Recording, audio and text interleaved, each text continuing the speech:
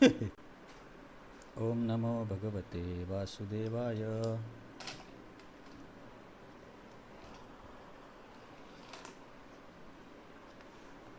ओम नमो भगवते वासुदेवाय.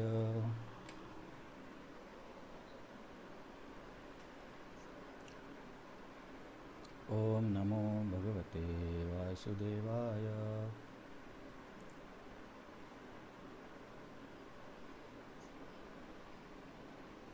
आपण भगवद्गीतेच्या 9व्या अध्यायाचा अभ्यास करतोय. याच्यामध्ये गीतेमधल्या महत्त्वाच्या अध्यायापैकी एक हा अध्याय आहे. तर या अध्यायाच्या आपण शेवटच्या विभागामध्ये आलो. तर मी तुम्हाला मागच्या वेळेस एका ओळीमध्ये प्रत्येक श्लोकाचा अर्थ बोललो होतं. कोणी त्याचं वाचन श्रवण केलं?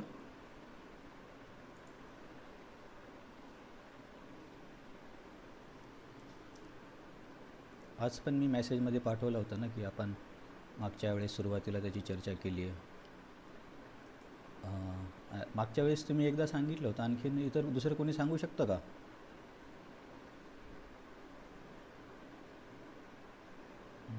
ठीक आहे. काही हरकत नाही. मी पटकन परत तुम्हाला एका ओळीमध्ये सांगतो. पुढच्या वेळेस प्रयत्न करा. विश्वनाथ चक्रवर्ती ठाकूर काय सांगतो तिथून सुरुवात. चॅप्टर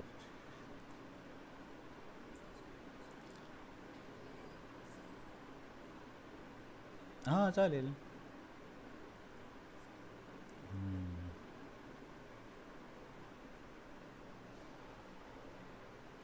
हां, तर हा 9व्या आणि 8व्या अध्यायाचा वेगळ्या पद्धतीने संबंध सांगतात. यांनी गीता सुबोधिनीमध्ये काय सांगितलं की 8व्या अध्यायामध्ये 2 मार्ग आहेत. एका मार्गाने जेव्हा योगी जातो, म्हणजे योगमिश्र भक्त, अर्चिरादी मार्गाने, प्रकाशाच्या मार्गाने, शुक्ल पक्षाने, तर तो परत येत नाही, म्हणजे त्याला मोक्ष मिळतो. आणि दुसरे जे सकामकर्मी आहेत ते धूम्र पक्षाने किंवा रात्रीच्या मार्गाने किंवा मार्गाने, म्हणजे त्या प्रकारच्या देवतांच्या सहाय्याने. तर हा सकामकर्मी चंद्रलोक किंवा स्वर्गलोकामध्ये जाऊन तिथे राहून त्याला परत यावं लागतं. तर असे 2 मार्ग आहेत. परंतु शेवटी मग भगवंत म्हणतात, परंतु भक्त या दोन्ही मार्गाने विचलित होत नाही, कारण तो माझ्या भक्तीमध्ये ठाम असतो. तर मग त्या 9व्या अध्यायामध्ये असा शुद्ध भक्त कसं व्हायचं जो की याने विचलित होत नाही, अशा पद्धतीने पण एक लिंक सांगितली जाते. तर एका ओळीत काय लक्षात ठेवायचं की 8व्या अध्यायामध्ये शेवटी असं सांगितलं आहे की या दोन्ही गतीने शुद्ध भक्त विचलित होत नाही, कारण तो भक्तीमध्ये स्थिर आहे. आणि मग या 9व्या अध्यायामध्ये असा शुद्ध भक्त कसा व्हायचा आणि अशी शुद्ध भक्ती काय आहे याचं वर्णन केलं. हे झालं दोघांमधलं संबंध. मग 9व्या अध्यायामध्ये 39 श्लोक आहे, त्याचे आपण 4 भाग केले. पहिले 3 आहे भक्तिज्ञानाचे महिमा. नंतर पुढचे 7, 4 ते 10 मध्ये ऐश्वर्यज्ञान. ऐश्वर्यज्ञान म्हणजे भगवंतांच्या विविध शक्ती, त्यांचा भौतिक जगताशी संबंध, सृष्टी, सृजन, संहार कसा होतो, या सगळ्या माहितीला ऐश्वर्यज्ञान म्हणायचं. आणि जे भक्तांसोबतच्या लीला असतात ना, जसे की दामोदर लीला किंवा अघासुरवध लीला वगैरे, ह्या लीला आहेत, त्याला माधुर्य ज्ञान म्हणू शकतो आपण. हे ऐश्वर्य ज्ञान म्हणजे बेसिकली ऑफिसमधल्या कामं, आणि माधुर्य ज्ञान म्हणजे घरी किंवा मित्रांसोबत जे काही भगवंतांचा व्यवहार आहे त्याला माधुर्य म्हणतात. नंतर 11 ते 25 मध्ये वेगवेगळ्या प्रकारचे उपासक. तिथं कृष्ण उपासकांचे प्रकार असं आपण लिहिलं आहे, कारण जे जरी इतर कोणाची उपासना करत असले तरी ती अप्रत्यक्षरित्या किंवा चुकीच्या पद्धतीने का होईने कृष्णाचीच उपासना करतात, कारण शेवटी तेच सगळ्यांना श्रद्धा आणि त्यांच्या श्रद्धेचं फळ तर भगवंतच देतात. परंतु काही गोष्टी चुकीच्या आहेत, त्या नाही करायला पाहिजे, परंतु अल्टिमेटली सर्व काही कृष्णाचेच उपासक आहेत. आणि मग आता आपण शेवटच्या विभागात आलो की सगळ्यात श्रेष्ठ भक्ती कशी आहे. त्याच्यामध्ये भक्तीचं पण श्रेष्ठत्व आहे आणि भक्तांचं पण श्रेष्ठत्व आहे. तर याच्यापैकी तुम्हाला काय लक्षात राहतं ते बघा. नंतर पहिल्या श्लोकामध्ये अर्जुनला भगवंत काय म्हणतात, अर्जुन तू मत्सरी नाही आहेस, म्हणून मी तुला परम गुह्यतम ज्ञान सांगत आहे, आणि या ज्ञानाने तू सर्व अशुभातून मुक्त होशील, म्हणजे या भौतिक जगतातल्या क्लेशातून मुक्त होशील. नंतर या ज्ञानाचे 8 गुणधर्म आहेत, ते दुसऱ्या श्लोकात सांगितलं. राजविद्या म्हणजे काय, पवित्र म्हणजे काय, नंतर तिसऱ्या श्लोकामध्ये असं आहे की सपोज भक्ती एवढी सोपी आहे आणि इतके काही फायदे आहेत, तर मग कोण राहील या जगतामध्ये? भगवंत म्हणतात नाही, सर्वजण या धर्मावरती श्रद्धा नाही ठेवणार, अशा लोकांना परत या मृत्यू संसारामध्ये यावं लागेल. आता 4 ते 10मध्ये ऐश्वर्य ज्ञान, चौथ्यामध्ये काय की अर्जुन सर्व काही मीच व्याप्त केलं आहे, सर्व काही माझ्या ठाई आहे, परंतु मी कुणाच्याच ठाई नाही, म्हणजे सर्व माझ्यावरती अवलंबून आहे, मी कुणावर अवलंबून नाही आहे. अनंत ब्रह्मांडामध्ये एखादं ब्रह्मांड नष्ट जरी झालं तरी त्याने भगवंतांना काहीच फरक पडत नाही. जसे की चैतन्य चरितामृतमध्ये एक भक्त चैतन्य महाप्रभू म्हणून मला वाटते त्यांचा वासुदेव होता की महाप्रभू माझी अशी इच्छा आहे, वासुदेव लेपर, त्यांना कुष्ठरोग होता. मी थोडा विषयाच्या बाहेर होतो, ठीक आहे. एक वासुदेव नावाचे भक्त होते, ते त्यांना कुष्ठरोग होता. तर एवढा जास्त कुष्ठरोग वाढला होता की पूर्ण शरीरावरती किडे असे रेंगायचे. तुम्ही कधी बघितलं असेल, मेडिकलमध्ये त्याला मॅगॉट्स म्हणतात, मॅगॉट, पांढऱ्या रंगाचे किडे. तर हे एवढे महान भक्त होते वासुदेव की समजा एखादा किडा त्यांच्या शरीरातून खाली पडला तर ते परत उचलून त्याच्या शरीरावर ठेवायचे आणि म्हणायचे की माझ्या शरीरावर फक्त माझा एकट्याचा थोडी अधिकार आहे, या सर्वांचा अधिकार आहे. तर असे एक भक्त होते. तर जेव्हा चैतन्य महाप्रभू, तर मोठी स्टोरी आहे, वासुदेवजी लेपरला भेटतात तेव्हा त्यांना आलिंगन करायला करतात आणि आलिंगन केल्याबरोबर वासुदेवचं पूर्ण कुष्ठरोग नष्ट होतो आणि त्यांचं शरीर खूप दिव्य तेजस्वी होतं. धन्यम तम नवमी चैतन्यम वासुदेवम दयादर्धी नष्टकुष्टम रूपपुष्टम भक्तितुष्टम चकारेय, असा एक श्लोक आहे त्या अध्यायाच्या सुरुवातीला. धन्यम तम नवमी चैतन्यम, अशा चैतन्य महाप्रभूंना मी नमस्कार करतो. तर मग सर्व काही ठीक झाल्यावर वासुदेव काय बोलले? आता एखादा व्यक्ती काय बोलला असे की अरे बरं झालं, किती वर्षाचा आजार होता, ठीक झाला. तर ते वासुदेव बोलले, चैतन्य महाप्रभू तुम्ही मला कशाला ठीक केलं? आता माझे रूप एवढं सुंदर झालं तर माझ्याकडे नम्रता नाही राहणार, मला नको आहे हे. तर चैतन्य महाप्रभू म्हणतात, निरंतर कह तुम्ही कृष्ण कृष्ण नाम कबून बाधिबे तोमार अभिमान. एखादा शब्द मी मिस करतो आहे की तू नेहमी भगवंताचं नामस्मरण कर, तुला अहंकार नाही होणार. आणि मग त्याला महाप्रभू विचारतात तुझी काय इच्छा आहे? तर ते म्हणतात की सकल जीवेर पाप प्रभू देह मोर शिरे, सकल जगल घुचा हो. असं आहे की सर्व जगाचं पाप माझ्या शिरावरती द्या आणि या जगाला तुम्ही मुक्त करा. तर तिथे मला वाटतं की चर्चा अशी होते की अरे पूर्ण ब्रह्मांड जर मुक्त झालं तर मग कसं होणार? तर तिथे एक असं वर्णन आहे की मोहरी जे असतात ना, एका थैलीमध्ये मोहरी भरल्या तर किती अनंत मोहरी असतात, त्यातली एक मोहरी इकडे तिकडे पडली तर काय फरक पडणार आहे? तसं भगवंतांसाठी एक ब्रह्मांड नष्ट झालं किंवा ते तयार झालं तर त्यांना एवढा काही फरक पडत नाही. बेसिकली चौथ्यामध्ये की सर्व भगवंतांवर निर्भर आहे, भगवंत कशावरही निर्भर नाही आहे. नंतर 5व्यामध्ये सांगतात की माझ्या ठाई काहीच नाही आहे. तर याचा अर्थ काय होतो की मी कुणाला आसक्त नाही आहे, जरी मी निर्माण करतो, सर्व काही करतो. याचं उदाहरण आहे आकाशाचं. आकाशामध्ये वायू आहे पण वायूमध्ये आकाश नाही आहे. वायू नसला म्हणून आकाशाच्या अस्तित्वाला प्रभाव होत नाही, परंतु आकाश नसेल तर वायू राहू शकत नाही. तसंच मी आहे की आकाशासारखा मी अनासक्त आहे, वायू म्हणजे सर्व सृष्टी. मग तेव्हा आपण एक अधिक वाक्य अभ्यासलं होतं की मग ते मित्र बोलले की समजता येत नाही. तर तिथे उत्तर असं आहे की आकाश हा अचेतन आहे, परंतु मी चेतन व्यक्ती आहे. तर चेतन व्यक्तीला अशी अनासक्ती असणं खूप कठीण आहे.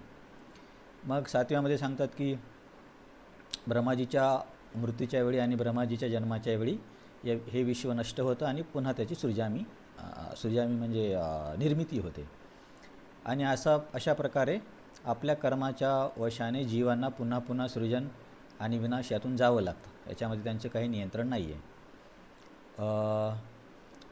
मग कोणी म्हणे तुम्ही एवढं सर्व करता तर तुम्हाला पण कार्याचं बंधन असेल, कारण एवढं कार्य केल्यावर तर बंधन निर्माण व्हायला पाहिजे.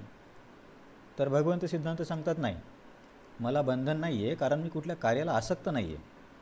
असा आपण आधी पण अभ्यास केला, जर व्यक्ती कार्याला आणि कार्याच्या फळाला आसक्त नसेल तर त्याला कुठलंच बंधन नसतं. जसे की आपण निष्काम कर्मयोग आणि ज्ञानयोगाच्या स्तरामध्ये बघितलं होतं. तर भगवंत म्हणतात तर ॲक्च्युली निष्काम कर्मयोगी ज्ञानयोगी यांना कमीत कमी मोक्ष तरी हवा आहे, भगवंतांना काहीच पाहिजे नाही. त्याच्यामुळं शून्य इच्छा असल्यामुळे बंधन निर्माण होण्याची शक्यताच नाही. मग ते सांगतात की ही जी प्रकृती आहे ती या सृष्टीचं सृजन वगैरे करते, परंतु माझ्या निगराणीखाली. सृष्टी स्वतःहून सर्व काही करू शकत नाही. सृष्टी किंवा प्रकृती स्त्री आहे आणि मी अध्यक्ष पुरुष आहे. तर भगवंतांच्या नेत्रक्षेपाने महत्त्वामध्ये जीवतत्व आणि कालतत्व प्रवेश करतो आणि नंतर मग समोरचं सृजन व्हायला लागतं. मग 11व्या श्लोकामध्ये म्हणतात की अरे तुम्ही एवढे महाग आहेत तर महाग नाही महान आहात तर सर्व तुमचे भजन करत असतील. भगवंतांना नाही. असे काही मूढ लोक आहेत की त्यांना वाटतं की जो कृष्ण 2 भुजाचा आहे तो सामान्य व्यक्ती आहे आणि ते माझी अवजानंती म्हणजे माझा परिहास करतात. पण त्यांना हे माहीत नाही की माझं हेच रूप सर्वश्रेष्ठ रूप आहे आणि मी सर्वांचा स्वामी आहे. त्याच्यामध्ये आपण बऱ्याच काही गोष्टी बघितल्या तर जास्त हातं कमी हातं, बभूव प्राकृत शिशु म्हणजे काय, शुकदेव गोस्वामींनी एक शब्द वापरला होता. बरं ठीक आहे, मग ज्या लोकांनी तुमचा असा उपहास केला परंतु ते आपापली साधना करतायत तर मग त्यांना काय मिळणार. तर पहिला मोघाशा. जर तो व्यक्ती भक्त असेल तर त्याला भगवत प्राप्ती होणार नाही. मोघ कर्माणू. जर तो कर्मी असेल, ज्या ज्या मार्गामध्ये जे जे सर्वोच्च फळ आहे ते त्याला मिळणार नाही. सकाम कर्मीला स्वर्ग पाहिजे त्याला स्वर्ग मिळणार नाही. ज्ञानयोगीला मोक्ष पाहिजे असतो त्याला मोक्ष मिळणार नाही. मग असे लोक राक्षसी प्रवृत्तीने प्रभावित होतात. परंतु तू आता 13व्यामध्ये तू हा शब्द येतो. तू मध्ये म्हणजे आधीपेक्षा काहीतरी वेगळा विषय. परंतु असे काही महात्मा किंवा महान लोक आहेत जे माझ्या दैवी प्रकृतीचा आश्रय घेतात. म्हणजे माझं हे रूप सर्वोच्च आहे समजतात आणि अनन्य मनाने माझी भक्ती करतात. मग हा झाला महात्मा किंवा महान भक्त. मग हा महान भक्त काय कार्य करतो, भक्ती करतो म्हणजे नेमकं काय करतो. तर सततम म्हणजे याच्यावरती आता जास्त मी एक्सप्लेनेशन देत नाही कारण एका ओळीतच सांगायचं आहे. तो नेहमी माझं श्रवण कीर्तन करतो आणि वेगवेगळ्या प्रकारच्या दृढव्रताचं पालन करतो आणि अशा पद्धतीने त्याला माझ्या संघाची अपेक्षा असते. माझ्या संघाच्या प्राप्तीच्या अपेक्षेने तो ही साधना करतो. आणि नंतर मग आता अजून काही वेगळ्या प्रकारचे उपासक आहेत. 15मध्ये 3 प्रकारचे आहेत. त्यांच्या सगळ्याच्या मार्गामध्ये ज्ञानाचा लेश आहे. एक म्हणजे इथे भगवंत म्हणतात बघा मामुपासते, म्हणजे भगवंताचेच उपासक आहेत. हे लोक चुकीचे नाही आहेत 15वेमधले. फक्त हे थोडे काय म्हणता येईल एकदम खालच्या लेवलचे आहेत परंतु चुकीचे नाही आहेत. तर हे लोक कशी उपासना करतात. एकत्वेनं म्हणजे मी आणि परमतत्व समान आहे. काही काही ठिकाणी तुम्ही ऐकलं असेल ना, तत्त्वमसी म्हणजे तो आणि मी एक आहे. ॲक्च्युली तो आणि मी एक आहे याचा अर्थ असा होतो की गुणात्मकदृष्ट्या आम्ही एक आहोत. हा एकत्वेनं वाल्याचा प्रकार आहे. पृथक्त्वेनं म्हणजे विविध देवी देवतांमध्ये भगवंतांचे प्रतिनिधी म्हणून बघून त्यांची उपासना करणे हे पृथक्त्वेनं. आणि विश्वतोमुखम म्हणजे या विश्वातल्या सर्व गोष्टींना एक व्यक्तीची कल्पना करून त्याची उपासना करणे, याला म्हणतात विश्वतोमुखम. मग आता हे विश्वतोमुखमवाल्या व्यक्तींसाठी ते कसा विचार करतात हे याचा उदाहरणं देण्यासाठी 16, 17, 18 आणि 19 हे 4 श्लोक आहेत. की यज्ञ मीच आहे, औषधी मीच आहे, या जगाचा पिता माता मीच आहे, ओंकार मीच आहे, मी सृजन करतो, मीच विनाश करतो, मीच अव्यय बीज आहे, मीच वर्षा करतो, मीच मृत्यू आहे, मीच जीवन आहे, मी स्थूल आहे, मी सूक्ष्म आहे. म्हणजे बेसिकली या जगात सर्व जे काही आहे ते भगवंत आहेत. या कल्पनेने एका व्यक्तीचा विचार करून विश्वाला व्यक्ती समजून हे लोक विश्वतोमुख म्हणजे विश्वरूप उपासना करतात. आता हे जे 20 वाले हे थोडे वेगळे आहेत. हे म्हणजे आपल्या अंडरस्टँडिंगमध्ये ते जे हे होतं ना एकत्वेनं पृथक्त्वेनं त्यांच्यापेक्षा हे कनिष्ठ आहेत किंवा हे वेगळे चुकीचे आहेत असं म्हणता येईल. तर हे लोक काय करतात की वेदांमध्ये जे काही विविध यज्ञांचं वर्णन केलं आहे त्या यज्ञांना करून पुण्यप्राप्ती करतात आणि पुण्यप्राप्ती केल्यानंतर मग ते सुरेंद्र लोकामध्ये जातात. सुरेंद्र लोक म्हणजे इंद्राची जिथं सत्ता आहे अशा लोकांमध्ये हे जातात पुण्याच्या बळावरती. आणि मग त्यांच्या पुण्याच्या क्वांटिटीनुसार त्यांना तेवढा स्वर्गीय भोग मिळतो तेवढे वर्ष. परंतु त्याच्यानंतर त्यांना परत खाली यावं लागतं आणि ती लोक या चक्रामध्ये राहतात. मग असा प्रश्न येईल की हे तर मागच्या 2 श्लोकात ते लोक पुण्य वगैरे करून सर्व काही मिळवतात, इथे पण प्रतिष्ठा, नाव, पद आणि नंतर स्वर्ग. परंतु आम्ही तर असं बघतो की तुमचे भक्त तर हे सर्व पाप पुण्य करत नाहीत, कारण भक्ती पाप पुण्याच्या परे आहे. मग त्यांचं कसं होणार. इथं भगवंत सांगतात त्यांची जबाबदारी मी घेतो. जो माझं अनन्य चिंतन करतो त्यांचं योग म्हणजे आहे त्याचं रक्षण करणं आणि क्षेम म्हणजे जे नाही आहे ते पुरवणं. ते वहामी आता याची आपण खूप चर्चा केली होती. वहामी म्हणजे मी स्वतः पर्सनली करतो, दुसऱ्या कोणाला सांगत नाही. हा एक अर्थ होता. आणि दुसरा अर्थ असा होता की अशा व्यक्तीला माझ्या प्राप्तीमध्ये जे काही अडथळे येतील ते अडथळे मी दूर करतो आणि माझ्या प्राप्तीसाठी त्याला मी मदत करतो. आणि या मार्गामध्ये जर त्याचं पतन होत असेल तर त्याच्यापासून पण मी त्याला वाचवतो. योग म्हणजे माझ्या प्राप्तीसाठी त्याला मदत करतो आणि क्षेम म्हणजे त्याला भ्रष्ट होण्यापासून मी वाचवतो. हे 2 अर्थ झाले या श्लोकाचे. नंतर आता इथे हे आणखीन वेगळ्या प्रकारचे लोक सांगितले की जो आपण मागे बघितले होते ना पृथक्त्वेनवाले, ते बरोबर होते. कारण आपण तिथे बोललो ना की भगवंत म्हणतात की ते माझेच उपासक आहेत. ज्ञान यज्ञेन चापन ते यजन्ते माम उपासते, म्हणजे माझेच उपासक आहेत. परंतु हे जे लोक आहेत 23 मधले, हे वेगळ्या देवी देवतांना आपापल्या श्रद्धेनुसार उपासना करतात आणि एका दृष्टिकोनातून ते माझीच उपासना करतात, कारण देवी देवता पण स्वतंत्र नाही आहेत. परंतु यांची उपासना मान्य नाही आहे. यांच्या उपासनेला अविधीपूर्वक म्हणतात. अविधीपूर्वक म्हणजे चुकीची. चुकीची का? कारण ते शास्त्रांना विचारत नाहीत की शास्त्राचा सार कोण आहे आणि कोणाची पूजा केली पाहिजे. ते शास्त्राला असं विचारतात की जर मला संपत्ती पाहिजे तर कुठल्या देवाची उपासना करू, जर मला आरोग्य पाहिजे तर कुठल्या देवाची उपासना करू. मग त्या प्रकारचे खूप काही ग्रंथ आहेत. मग हे लोक त्या वर्णनानुसार ती उपासना करतात. परंतु ही व्यक्ती भगवंतांपासून स्वतंत्रपणे मला माझं फळ देते अशी त्यांची धारणा असते. जसे की समजा ते सूर्याची उपासना करत असतील तर या अविधीपूर्वकवाल्या लोकांना वाटतं की सूर्यदेव स्वतंत्र आहे आणि ते त्यांच्या बळावरती मला सर्व काही देतात. परंतु सूर्यदेव कोणाच्या अध्यक्षतेखाली काम करतात हे त्यांना माहिती नसतं, म्हणून त्यांच्या उपासनेला चुकीची उपासना म्हणतात. आणि काच जसं मी आता बोललो ना म्हणून, तर म्हणूनचं स्पष्टीकरण 24 मध्ये आहे. का बरं त्यांना चुकीचं म्हणायचं? ते पण कुणाची तरी उपासना करतातच ना. तिथे भगवंत म्हणतात त्यांना हे माहिती नाही की सर्व यज्ञाचा मीच भोक्ता आणि मीच प्रभू आहे, म्हणजे मी स्वामी आहे. तुम्ही इंद्राची उपासना करा, चंद्राची करा किंवा सूर्याची करा, कुठलाही यज्ञ करा, शेवटी मीच भोक्ता आहे. कारण पुरुष एकच आहे, बाकी सर्व काही प्रकृती आहे. तर हे न जाणता न तू माम अभिजानंती, माझ्याबद्दल हे न समजून घेता जर इतर काही उपासना करत असतील तर त्यांचं नक्कीच पतन होईल असं भगवंत म्हणतात. मग जो ज्याची उपासना करतो त्याला ते मिळणार. कुणी म्हणेल की तुम्ही मागच्या श्लोकात बोलले ना की अशा लोकांचं पतन होईल, तर हे तर मग पक्षपात आहे. तुमच्या भक्तांना प्रगती होऊन बाकीच्यांचं पतन होईल. तर इथं 25 मध्ये भगवंत मध्ये त्याच्यामध्ये पक्षपात कुठे? ज्या व्यक्तीने जी इच्छा केली त्याला ते मिळलं पाहिजे, हा नियम आहे. परंतु त्यांची इच्छा ती विशिष्ट देवतेची आहे, मग त्यांना तेच मिळालं पाहिजे ना. जर त्यांना माझी इच्छाच नाही आणि जबरदस्ती मी जर भेटलो तर त्यांना माझ्याबद्दल कसं प्रेम किंवा कशी आपुलकी असणार? म्हणून ज्यांना देवता पाहिजे ते देवतांची उपासना करतात, ज्यांना पितृलोकामध्ये जायचं ते पितृची करतात. आणि असेही जे काही ब्लॅक मॅजिक वगैरे वाले आहेत ते लोक भूतपिशाची उपासना करतात आणि जे माझी उपासना करतात ते माझ्याकडे येतात. तर माझ्याकडे येण्यामध्ये हे महत्त्वाचं आहे की माझ्याकडे जो येतो तो परत जात नाही. कारण भगवंतांचं धाम आणि भगवंतांचे भक्त हे नित्य आहेत. याचे आपण काही उदाहरणं गीतेमधून आणि इतर शास्त्रातून बघितले होते. जसे की न भासयति सूर्यो न शशांको न पावकः यद्गत्वा न निवर्तन्ते तद्धाम परमं मम, हा पण श्लोक आहे. मग असा प्रश्न येईल, अरे बापरे, ही या मार्गामध्ये एवढं मोठं फळ मिळतं, मग हा मार्ग करायला नक्कीच खूप कठीण असला पाहिजे, म्हणजे भक्तीचा मार्ग. तर 26 मध्ये भगवंत म्हणतात कठीण नाही, हा सर्वात सोपा मार्ग आहे. ज्ञानयोगीसारखं तपस्या किंवा अष्टांगयोगीसारखं जंगलात जाण्याची गरज नाही. एक पान, एक फूल, एक फळ, छोटंसं पाणी जरी मला भक्तीने अर्पण केलं तरी मी त्याला ग्रहण करतो किंवा त्याला मी खातो. आता एका आचार्याने असं स्पष्टीकरण दिलं, फुलाला कोणी खातं का?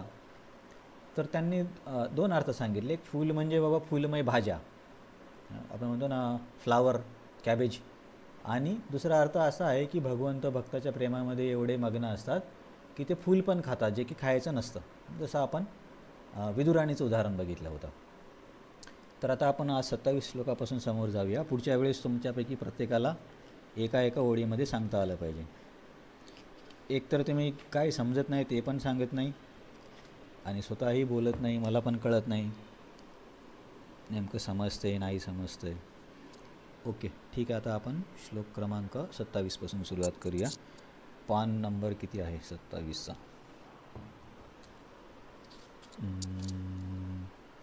चौथा अध्याय करणार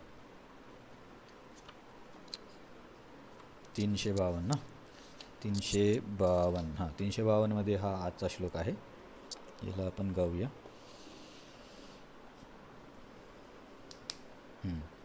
तर मागच्या श्लोकाचा आणि या श्लोकाचा संबंध काय आहे.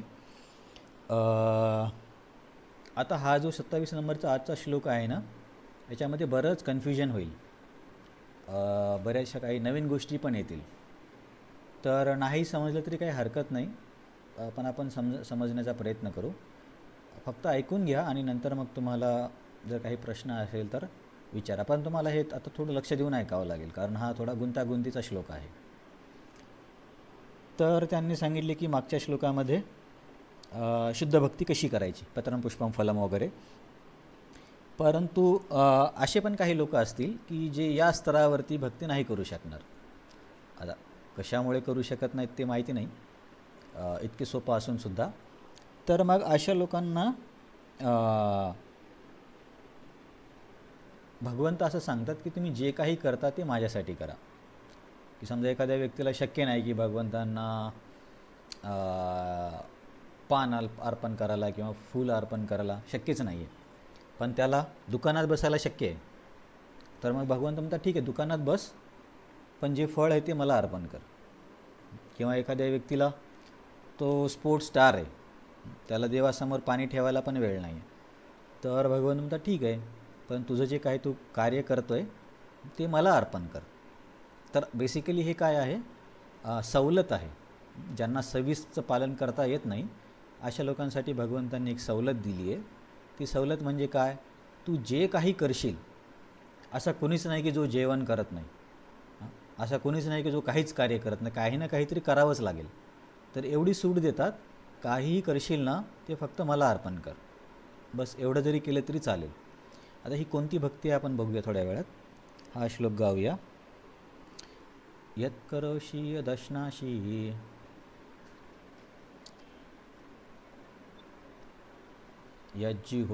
यज्जिहोसि ददासि यत्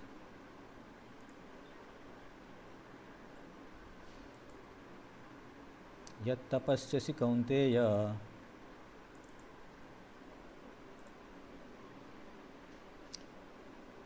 तत्कुरुषु मदर्पणम्.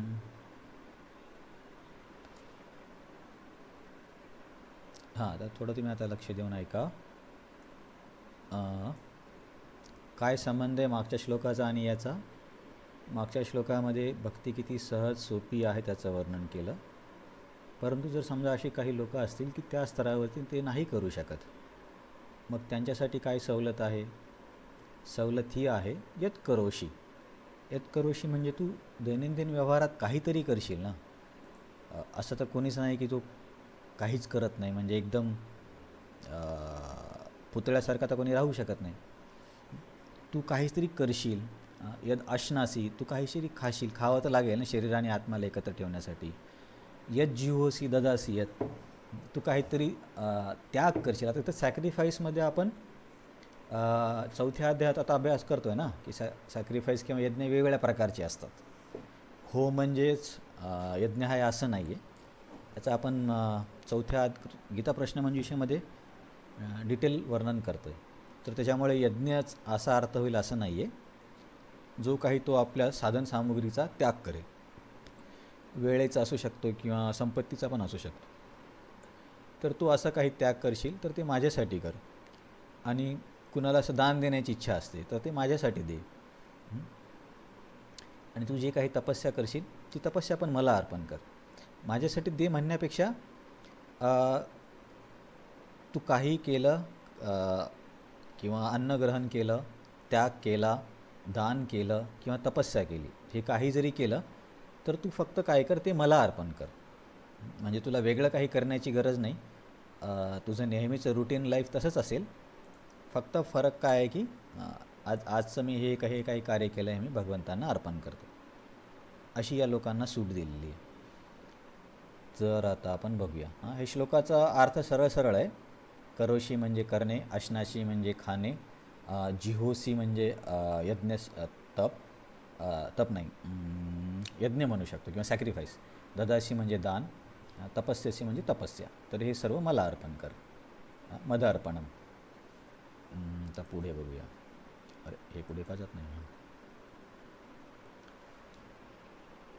हां, तर आता आचार्यांच्या टिप्पणीतून आपण बघूया. विश्वनाथ चक्रवर्ती ठाकूर इथे काय सांगतात की याच्या आधी पण असा अर्जुनचा एकदा संभ्रम झाला होता, 3ऱ्या अध्यायामध्ये आणि 5व्या अध्यायामध्ये पण. तेव्हा अर्जुन काय बोलला होतं की तुम्ही 2 प्रकारे बोलताय. एक तर बुद्धियोग घे म्हणजे सर्व काही सोडून दे, आणि परत म्हणताय की युद्ध कर. नेमकं काय करू? मग तिथे भगवंतांनी त्याला विविध प्रकारे समजावून सांगितलं होतं की बाबा हे दोन्ही काही वेगळं नाही आहे, आणि तुझ्या या स्तरावरती तुला निष्काम कर्मयोग करणंच चांगलं आहे. अशा विविध पद्धतीने त्याला समजावून सांगितलं होतं अर्जुनला. आणि मी जो बुद्धियोग बोललो त्याचा अर्थ सर्व सोडून निघून जाणे असा नाही आहे, असं अर्जुनाला 3ऱ्या अध्यायामध्ये स्पष्टीकरण दिलं होतं. तर इथे परत विश्वनाथ चक्रवर्ती ठाकूर काय म्हणतात की अर्जुनचा असा प्रश्न आहे की तुम्ही आता बऱ्याच भक्तीचं वर्णन केलं आहे. एकत्वेन पृथक्त्वेन बहुधा विश्वतो मुखम, देवता उपासक, शुद्ध भक्त, पत्रम पुष्पम फलमवाले. तर याच्यापैकी मी कुठली भक्ती करू? कारण अर्जुन तो ऐकतोय ना. आता समजा एखादा व्यक्ती वेगवेगळ्या शिक्षणाच्या ब्रँचेसचं वर्णन करत असेल. अरे 12वी नंतर मेडिकल आहे, इंजिनिअरिंग आहे, डिफेन्स सेक्टर आहे, असं कोणी समजा वर्णन करत असेल, तर साहजिक आहे ऐकणाऱ्या विद्यार्थ्याला काय वाटेल, मग मी याच्यापैकी कुठे जाऊ? तर असा अर्जुनच्या मनामध्ये आता प्रश्न आला आहे. तर थोडंसं मागचं आपण बघूया. हे तुम्ही थोडं लक्ष देऊन ऐका. पहिल्या 6 अध्यायामध्ये आपण जे काही वर्णन ऐकलं त्याला गुणीभूत भक्ती म्हणतात. आज मी तुम्हाला आणखीन एक थोडंसं किचकट सांगणार, त्याच्यामुळे जास्त तुम्हाला लक्ष द्यावं लागेल. हे गुणीभूत, प्राधान्यभूत हे जे शब्द आहेत ते कोणत्या आचार्याचे आहेत? आठवतं कोणाला? मी हां, बरोबर, विश्वनाथ चक्रवर्ती ठाकूर. मी तुम्हाला बोललो ना की गीतेवरती खूप आचार्यांच्या टीका आहेत. प्रभुपाद, विश्वनाथ चक्रवर्ती ठाकूर, बलदेव विद्याभूषण, रामानुजाचार्य, श्रीधर स्वामी, मधुसूदन सरस्वती, बऱ्याच आचार्यांच्या टिप्पणी आहेत. तर प्रत्येकाची पद्धत वेगळी आहे, परंतु निष्कर्ष एकच असतो. तर त्याच्यापैकी आपण प्रभुपाद, विश्वनाथ चक्रवर्ती ठाकूर आणि बलदेव विद्याभूषण यांचा अभ्यास करतो आहे. आणि भक्तिविनोद ठाकूरांनी विश्वनाथ चक्रवर्ती ठाकूरांच्या टीकेवरती पण एक टीका लिहिली आहे. त्याला त्यांनी नाव दिलं रसिक रंजन.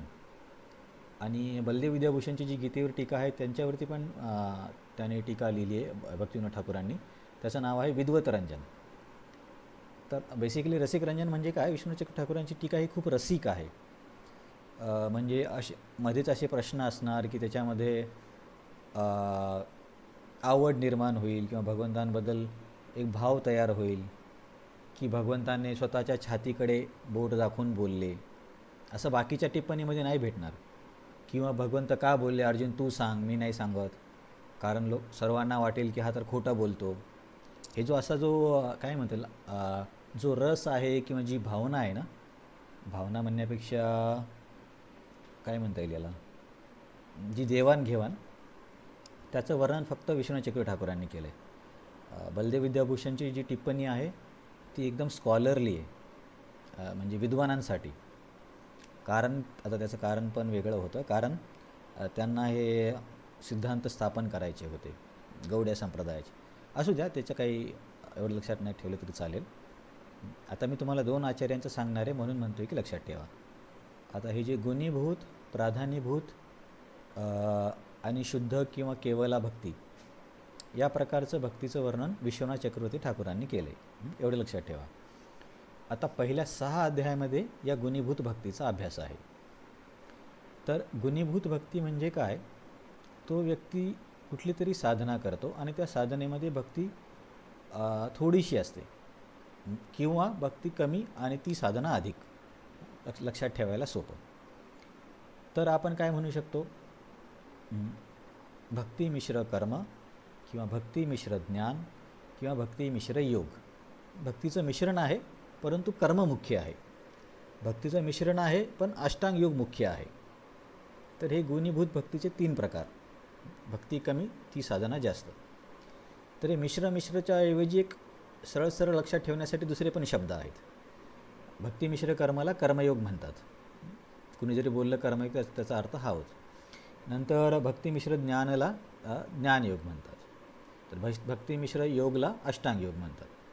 म्हणून कधी कधी आपण असं म्हणू की आपण पहिल्या 6 अध्यायामध्ये गुणीभूत भक्तींचा अभ्यास केला, त्याच्यामध्ये 3 भक्ती येतात: कर्मयोग, ज्ञानयोग, अष्टांगयोग. आणि एखाद्या वेळेस असं पण म्हणू, आपण पहिल्या 6 अध्यायामध्ये गुणीभूत भक्तींचा अभ्यास केला, त्याच्यामध्ये 3 प्रकार आहेत: भक्तिमिश्र कर्म, भक्तिमिश्र ज्ञान आणि भक्तिमिश्र योग. तर दोन्ही वेळेस काही वेगळं सांगतो असं नाही वाटायला पाहिजे, कारण सेम आहे, फक्त त्याला सांगण्याची पद्धत वेगळी आहे. हे पहिल्या 6 अध्यायामध्ये विश्वनाथ चक्रवर्ती ठाकूरांनुसार गुणीभूत भक्ती. नंतर 7व्या अध्यायामध्ये भगवंतांनी कर्ममिश्र भक्त आणि ज्ञानमिश्र भक्तीचं वर्णन केलं. आता थोडंसं शब्दामध्ये बदल झाला. याच्यापूर्वी मी काय म्हटलं, भक्तिमिश्र कर्म गुणीभूतमध्ये, म्हणजे कर्म आहे पण थोडंसं मिश्रण भक्तीचं आहे. पण आता शब्द उलटे होत आहेत.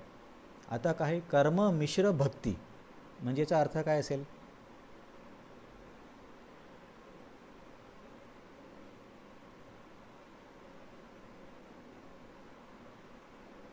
आधीचं आपण जी चर्चा केली त्याच्या नाही, आपण जे आधीचं वर्णन ऐकलं ना, त्याला उलटं करा. मी तुम्हाला आधी बोललो, भक्तिमिश्र कर्म म्हणजे कर्म मुख्य आहे आणि भक्ती थोडीशी आहे. मग आता कर्ममिश्र भक्ती म्हणजे काय जास्त असेल? हां, हे लक्षात ठेवायचं. नंतर ज्याचं पण मिश्रण आहे ना, ती गोष्ट कमी आहे. आता भक्तिमिश्र कर्म म्हणजे भक्तीचं मिश्रण आहे म्हणून भक्ती कमी, परंतु कर्ममिश्र भक्ती म्हटलं म्हणजे कर्माचं मिश्रण आहे ते कमी, असं लक्षात ठेवा. तर 7व्या अध्यायामध्ये आपण बघितले होते ना 4 प्रकारचे लोक: आर्तो, जिज्ञासूर, अर्थार्थी, ज्ञानीच भरतर्षभ. चतुर्विधा भजन्ते माम जना सुकृतनो अर्जुना. तर हे जे 4 लोक होते यांच्यापैकी पहिले 3 आहेत कर्ममिश्र भक्तीवाले: आर्त, अर्थार्थी आणि जिज्ञासू. आणि ज्ञानी म्हणजे तो शब्दच सांगतोय की तो व्यक्ती ज्ञानमिश्र भक्ती आहे. आता तिथं पण थोडंसं वेगळं वर्णन आहे, तिथं आपण नाही जाणार. तर या भक्तीला काय म्हणतात बघा, जेव्हा भक्ती कमी असते आणि दुसरे मार्ग जास्त असतात त्याला म्हणतात गुणीभूत. परंतु जेव्हा भक्ती जास्त असते आणि दुसरे मार्ग कमी असतात त्याला म्हणायचं प्राधान्यभूत. म्हणून कर्ममिश्र भक्ती, ज्ञानमिश्र भक्ती हे आहेत प्राधान्यभूत भक्ती. म्हणजे काय, भक्तीला प्राधान्य आहे. तुम्हाला कुठेही काही एखादं फास्ट वाटलं, नाही समजलं किंवा गुंतागुंत वाटली तर तुम्ही लगेच विचारा. आणि नाही, मग मी प्रश्न विचारल्यावर तुम्ही उत्तर पण देत नाही, मग ते पण बरोबर नाही. एक तर तुम्ही प्रश्न विचारायला पाहिजे किंवा मग प्रश्न विचारला तर याचे उत्तर तरी द्यायला पाहिजे. तर हे 7व्यामध्ये 16व्या श्लोकात 2 प्रकारचे भक्त आहेत: कर्ममिश्र आणि ज्ञानमिश्र भक्त. तर यांच्यामध्ये काय, भक्ती जास्त आहे परंतु दुसरं पण मिश्रण आहे, म्हणून यांना म्हणायचं प्राधान्यभूत. हे वर्णन आहे विश्वनाथ चक्रवर्ती ठाकूरांचं. तर अर्जुन म्हणतो की तुम्ही आतापर्यंत मला पहिल्या 6 अध्यायामध्ये गुणीभूत भक्ती सांगितली, 7व्या अध्यायामध्ये प्राधान्यभूत भक्तीमध्ये 2 प्रकार सांगितले, 8व्या अध्यायामध्ये तुम्ही मला प्राधान्यभूत भक्तीचा आणखीन एक प्रकार सांगितला, तो म्हणजे योगमिश्र भक्ती. तर 8व्या अध्यायामध्ये योगमिश्र भक्ती कुठे, कसं समजलं आपल्याला? की तिथे वर्णन आहे ना की तो व्यक्ती 2 भुवयाच्या मध्ये आपला प्राणाला स्थापन करतो, नंतर ब्रह्मरंध्रातून शरीराला सोडतो आणि त्याला दक्षिणायन उत्तरायणच्या वेळी शरीर सोडावं लागतं. हे सगळं अष्टांग योगाचं वर्णन आहे. असं तेच लोक करतात, प्राणवायूला नियंत्रित करणे. तर 8व्या अध्यायामध्ये प्राधान्यभूत भक्ती आहे, परंतु कुठली, योगमिश्र. म्हणजे आतापर्यंत अर्जुन काय म्हणजे तुम्ही मला 6 प्रकारच्या भक्ती सांगितल्या. पहिल्या 6 अध्यायात 3, 7व्या आणि 8व्या अध्यायामध्ये 3. आता ह्या झाल्या 6 भक्ती. आणि 9व्या अध्यायात परत तुम्ही शुद्ध भक्ती सांगितली, हे झाली 7वी भक्ती. आता आणखीन याला किचकट करणार नाही मी, बरं ठीक आहे, फक्त लक्षात ठेवण्यासाठी. हे झाल्या 7 झाल्या. आता पहिल्या 6मध्ये 3, 7, 8मध्ये 3, 6, 9व्यामध्ये शुद्ध भक्ती 7वी. आणि 9व्यामध्ये आणखीन जे 3 प्रकार सांगितलेत एकत्वेन पृथक्त्वेन बहुधा विशतो मुखम, ते पण भक्तीचेच प्रकार आहेत. 7 आणि 3 10 झाले. आणि हे जे देवतांचे उपासक आहेत त्यांना मला नाही वाटत भक्तीमध्ये पकडत असतील. त्यांना जर पकडलं तर 11 अविधीपूर्वकम. तर अर्जुनने आतापर्यंत एवढं काही ऐकलं आहे. मग तो म्हणतो की याच्यापैकी मी काय करू? मी तुम्हाला पूर्वी असंच बोललो होतो की तुम्ही यश्रेय निश्चितम तन्मे ब्रूही सुनिश्चितम, असा काहीतरी श्लोक येतो ना, की दोन्हीपैकी श्रेष्ठ काय आहे?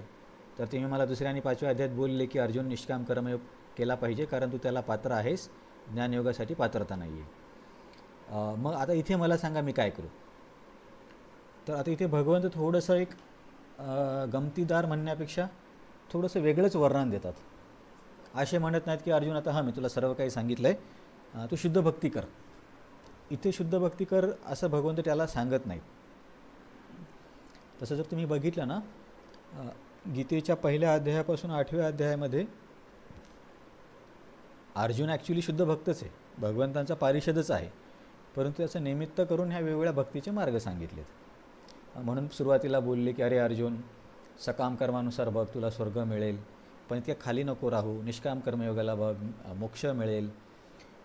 परंतु जर हृदय शुद्ध झालं तर ज्ञानयोग पण करता येईल आणि तू अष्टांगयोग पण करू शकतो. परंतु हृदय शुद्ध नसेल तर नको जाऊ तिकडे, मिथ्याचारी होशील. आणि हृदय शुद्ध असलं तरी लोकांना शिकवण्यासाठी तू निष्काम कर्मयोगच कर, असं अर्जुनचं निमित्त करून आपल्याला सांगतायत. तर इथे एक नवीन वेगळ्या प्रकारची भक्ती सांगितली. याला जर पकडलं तर कदाचित 11 किंवा 12वा क्रमांक होईल. तर या भक्तीला म्हणायचं कर्म ज्ञान मिश्र प्राधान्यभूत भक्ती. म्हणजे या भक्तीमध्ये कर्म पण आहे आणि ज्ञान पण आहे. याच्या आधी आपण 2 प्रकार बघितले ते, कर्ममिश्र भक्ती आणि ज्ञानमिश्र भक्ती. पण ही अशी भक्ती आहे त्याच्यामध्ये या दोन्हीचं मिश्रण आहे, कर्म आणि ज्ञानाचं. प्राधान्यभूत तर आहेच कारण भक्तिप्रधान आहे म्हणून.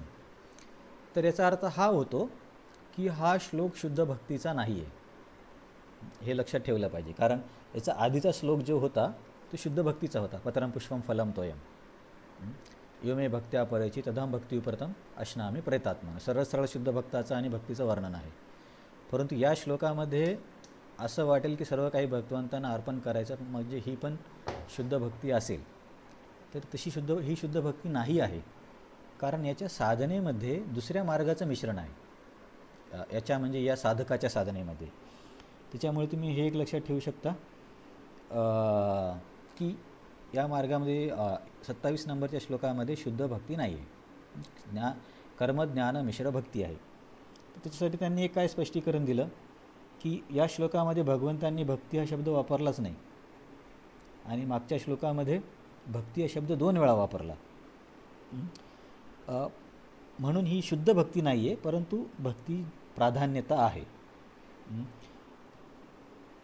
तर आता दुसऱ्या मार्गाचं मिश्रण कसं आहे आता ते आपण बघूया.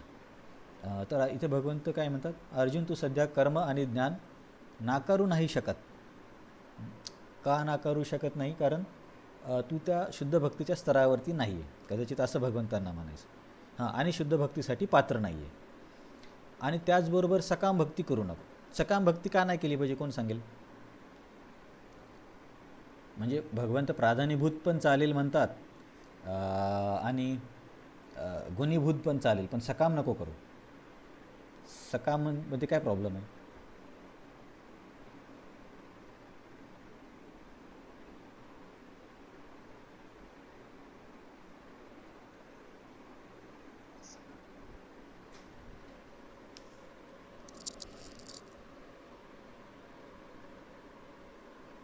किंवा सकाम भक्तीमध्ये काय आहे, भौतिक फळाची इच्छा असते. इतर सगळ्यांमध्ये व्यक्तींना मोक्षाची इच्छा असते. म्हणून भौतिक पदार्थाची इच्छा करणे म्हणजे त्याला सर्वात कनिष्ठ समजलं जातं. म्हणून भगवंत तर अर्जुनला काय म्हणतात की अर्जुन तू कर्म आणि ज्ञानाला नाकारू नाही शकत आणि शुद्ध भक्ती पण करू शकत नाही, कारण आणखीन तुला ती पात्रता नाही आली म्हणजे या चर्चेच्या या स्तरामध्ये. आणि तू सकाम पण नाही करायला पाहिजे, कारण सकाम तर अधोगती करता व्यक्तीचं. म्हणून तू अशी भक्ती कर जिच्यामध्ये ज्ञान आणि कर्म मिश्रित आहे. तर ती कोणती भक्ती आहे हे 27व्या श्लोकामध्ये भगवंत अर्जुनला सांगत आहेत. तर वेगवेगळ्या प्रकारच्या भक्ती बघितल्या आपण. तुम्हाला कुठे काही कन्फ्युजन असेल तर विचारा, थोडंसं हे टॉपिक वेगळा आहे आज. इथे भगवंत अर्जुनला काय म्हणतात, अर्जुन तू कर्म ज्ञान मिश्र प्राधान्यभूत भक्ती कर. याचा अर्थ असा होतो की हा श्लोक शुद्ध भक्तीचा नाही आहे, तर हा वेगळी भक्ती आहे. का नको करू, कारण तू आणखी शुद्ध भक्तीला पात्र नाही आहे. कर्मज्ञानाला सोडू नको, कारण तुझं पतन होईल. सकाम कर्म करू नको, तो खूप खालचा मार्ग आहे. तू भक्तीच कर, पण थोडंसं तुला भक्तीमध्ये आणखीन तुला शुद्ध, समजा एखाद्या वेळी आपण काय म्हणणार, समजा एखाद्या व्यक्तीला शुद्ध दूध जर पाचन होत नसेल तर त्याच्यामध्ये काय करू शकतात की थोडंसं पाणी टाकायला जमतं. कारण काही काही असे लोक आहेत की त्यांना काहीतरी ते लॅक्टोज इंटॉलरन्स सारखा एक प्रकार असतो, त्यांना दूध थोडंसं मुश्किल पडतं. तर मग अशा लोकांना डॉक्टर कधी कधी आयुर्वेदिक काय सांगतात की दुधामध्ये थोडंसं म्हणजे पाणी टाका, ज्याने की ते डायल्यूट होईल आणि शरीरासाठी सोपं होईल.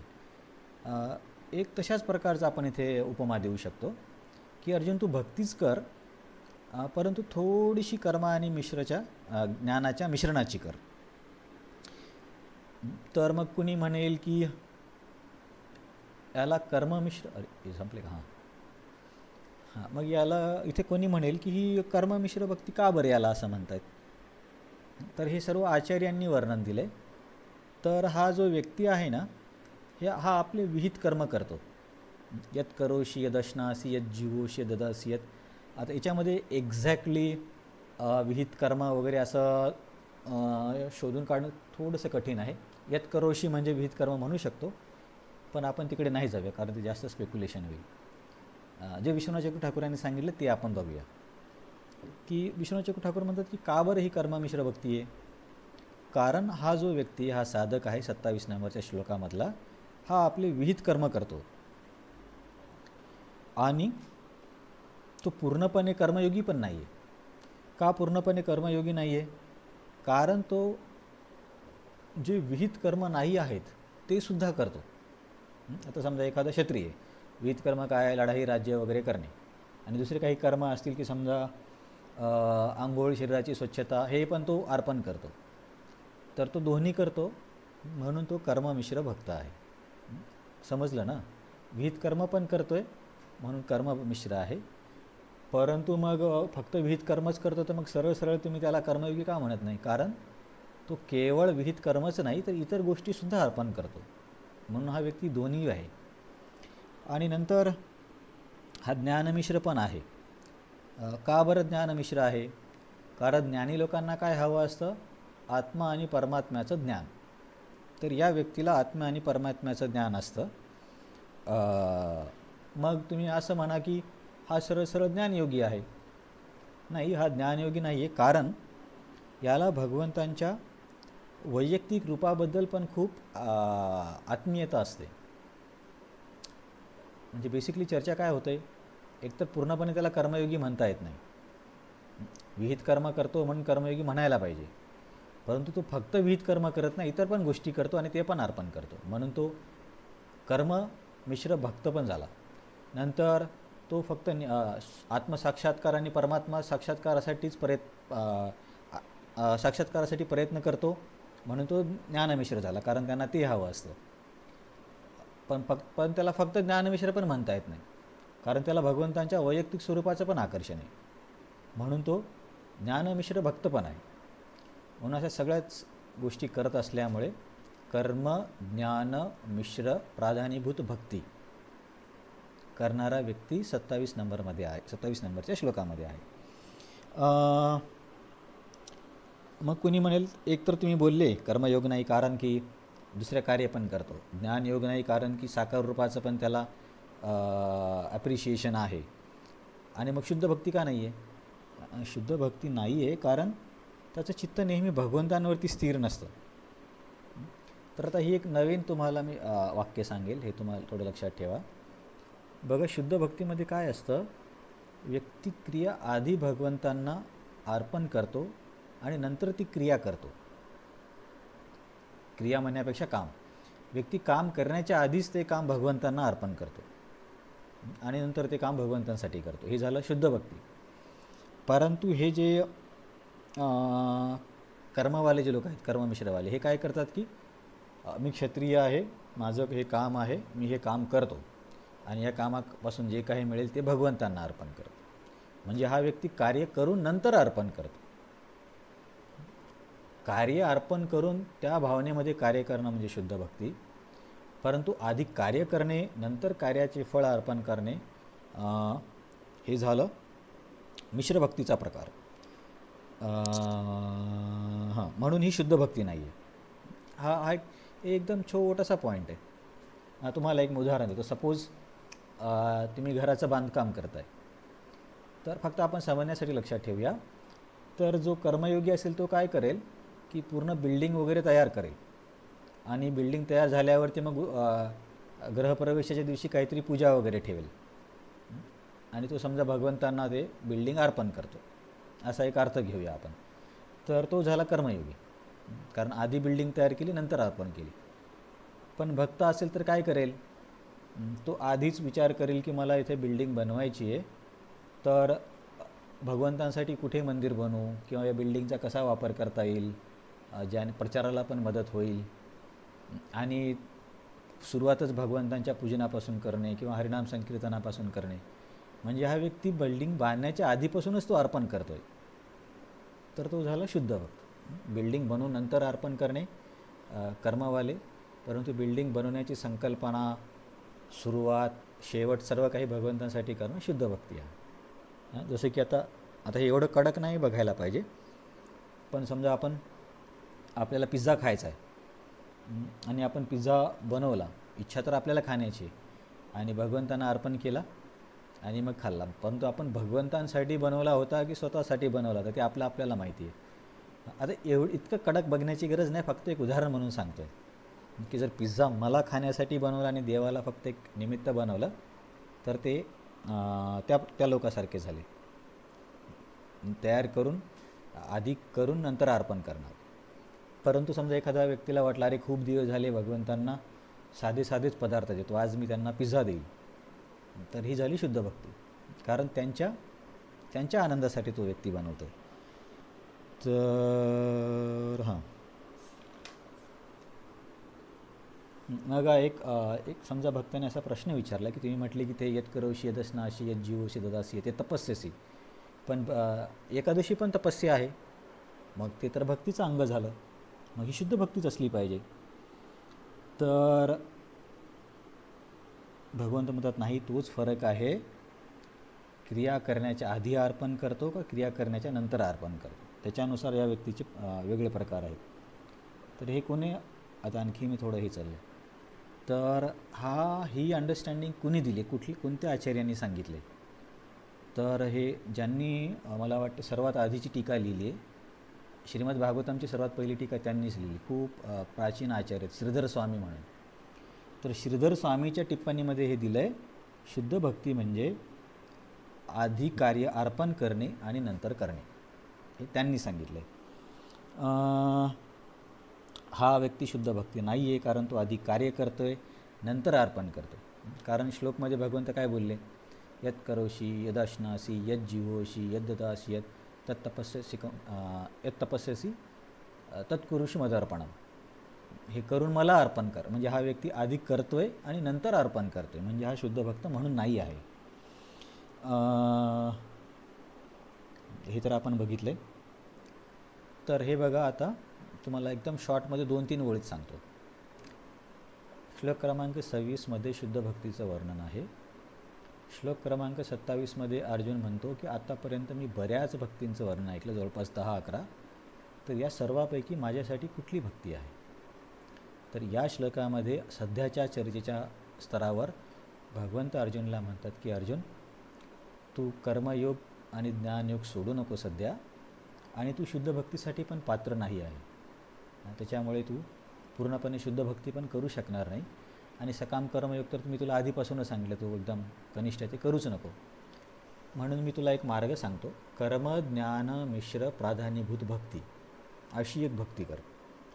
आता एवढा मोठा किचकट शब्द आहे, म्हणजे याच्यात करायचं काय, सिम्पल आहे. शब्द जरी किचकट असेल तर गोष्ट अशी आहे, तू काहीही कर, फक्त ते केल्यावर मला अर्पण कर. यत करोशी काहीतरी काम करशील अर्थार्जन, यदअशनाशी काहीतरी खाशील, जे काही करशील तुला काही ना काही ती क्रिया करावीच लागेल, तर ती क्रिया करून मला अर्पण कर. तर अशा प्रकारच्या भक्तीला म्हणतात कर्म ज्ञान मिश्र प्राधान्यभूत भक्ती. केवळ कर्मयोग का नाही आहे? कारण हा व्यक्ती विहित कर्मासोबत इतर कार्यसुद्धा भगवंतांना अर्पण करतो. कर्मयोगी केवळ विहित कर्म करतात, तेच अर्पण करतात. आणि हा केवळ ज्ञानयोगी का नाही आहे? कारण याला आत्मा आणि परमात्म्याचं ज्ञान आहे, परंतु त्याचबरोबर भगवंतांच्या साकार स्वरूपाचं पण आकर्षण आहे. म्हणून हा नेमका तिकडे पण नाही इकडे पण नाही, असा थोडा काय म्हणता येईल चिकटलेला व्यक्ती सगळीकडे. तर हे झालं विश्वनाथ चक्रवर्ती ठाकूरांचं वर्णन या श्लोकामध्ये कर्म ज्ञान मिश्र प्राधान्यभूत भक्ती. आता कदाचित हा 11वा भक्तीचा प्रकार असेल. तर हे विश्वनाथ चक्रवर्ती ठाकूरांचं वर्णन. तर याच्यापैकी तुम्हाला काही नाही समजलं असं आहे? कोणाचा काही प्रश्न आहे?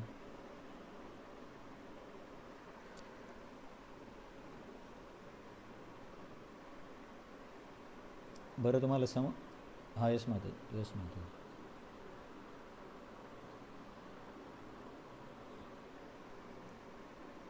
हां हां हां.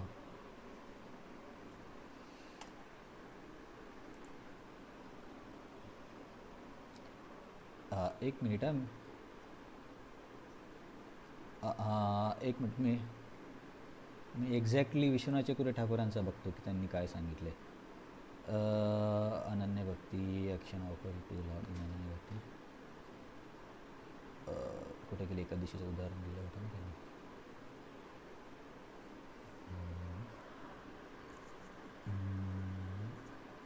एकादशी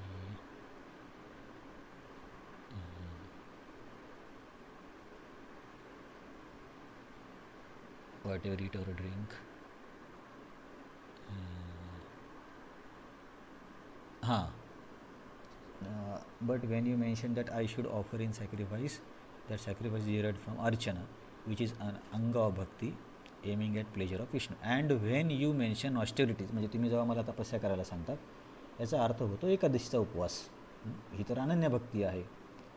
मग तुम्ही का बरं म्हणत नाही की ही शुद्ध भक्ती किंवा अनन्य भक्ती नाही म्हणून असं का म्हणताय तुम्ही? इथे तपस्येचा अर्थ तर एकादशी होतो. तर त्याचं स्पष्टीकरण असं आहे, ट्रू, बरोबर आहे अर्जुन, बट अनन्य भक्ती does not mean that you perform an action and then offer it to the lord. जसं तुम्ही पण बोलले आणि आपण ही चर्चा केली होती की बरोबर आहे, जर तपस्या भक्तीमध्ये तपस्या म्हणजे आपण एकादशी करतो, तिथं आपल्यासाठी तपस्या आहे. तर परंतु हे तर भक्तीचं अंग आहे, म्हणून शुद्ध भक्ती असली पाहिजे. तर भगवंत म्हणतात बरोबर, परंतु फरक काय दोघांमध्ये, की जो शुद्ध भक्त आहे तो आधीच भगवंतांना अर्पण करून हे एकादशी करतो किंवा ही तपस्या करतो. थोडक्यात काय की एकादशी आपण कुठल्या भावनेने करतो, की या दिवशी मी भगवंतांबद्दल जास्त श्रवण करेल किंवा वाचन करेल किंवा काहीतरी एखादी जास्त सेवा करेल आणि भगवंतांच्या प्रसन्नतेसाठी मी हा उपवास करत आहे. तरी झाली शुद्ध भक्तीची एकादशी.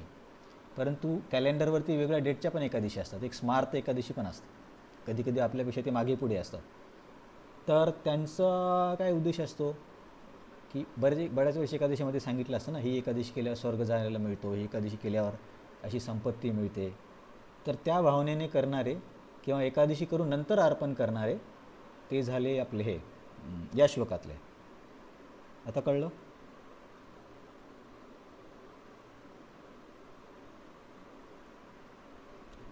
माताजी तुम्हाला आवाज येतोय का? क्लिअर झालं? हां, फरक एवढाच आहे, आपण एकादशी आधीच भगवंतांच्या प्रसन्नतेसाठी काय काय करणार याच्यानुसार करतो, परंतु ते लोक एकादशी करून नंतर अर्पण करतात आणि त्यातून काही अपेक्षा ठेवतात, स्वर्गवास किंवा प्रत्येक एकादशीच्या महात्म्यामध्ये बऱ्याच काही गोष्टी आहेत, स्टोरी असतात ना, तर त्या भौतिक इच्छेने पण ते लोक करतात. तर ही सर्व चर्चा आपण विश्वनाथ चक्रवर्ती ठाकूर यांच्या टिप्पणीच्या आधारावर केली. आता भक्तिशास्त्रीमध्ये किंवा सामान्यतः जिथे गीताचा अभ्यास केला जातो कुणी एवढ्या खोलीवरती कधीच जाणार नाही. कारण ब्रह्मचारी आश्रमामध्ये पण फार मोजकेच लोक असतात की जे अशा वेगळ्या टिप्पणीचा अभ्यास करतात आणि केला पाहिजे अशी काही आवश्यकता पण नाही आहे. परंतु तुम्हाला मी सांगतो आहे, ते इथे बलराम शक्ती प्रभू होते म्हणून आम्हाला हे शिकायला मिळलं. तर इतरत्र तुम्ही कुठेही कोर्स केला, MIAची म्हणजे मायापूर इन्स्टिट्यूट किंवा वृंदावन इन्स्टिट्यूट, तिथे पण एवढे डिटेल नाही जाणार. तर त्याच्यामुळे तुम्ही काही गोंधळून जाऊ नका. प्रभुपादांनी कुठे काय लिहिलं आणि का लिहिलं हे समजण्यासाठी ह्या टीका खूप मदत करतात. तर विश्वनाथ चक्रवर्ती ठाकूर एकदम सिम्पल काय, त्यांनी 3 गट केलेत: गुणीभूत, प्राधान्यभूत आणि शुद्ध. पहिल्या 6 अध्यायातले कर्मयोग, अष्टांगयोग, ज्ञानयोग हे गुणीभूत. नंतर ते अर्थार्थी ते प्राधान्यभूत, पण कर्ममिश्र आणि ज्ञानमिश्र. 8व्यामध्ये योगमिश्र प्राधान्यभूत हे झाले. नंतर 9व्यामध्ये त्यांनी शुद्ध भक्तीचं वर्णन. त्यांनी अशा 3 प्रकारच्या 3 कॅटेगरीज केल्यात पुणे विश्वनाथ चक्रवर्ती ठाकूरांनी. तर जसं मी तुम्हाला बोललो की वेगळ्या आचार्यांची सांगण्याची वेगळी पद्धत आहे. आता एक बलदेव विद्याभूषण जे आहेत ते थोडे विद्वान पद्धतीने समजावून सांगतात. तर त्यांचे पण मी काही पॉईंट लिहून ठेवलेत, ते बघायचे का समोर जायचं?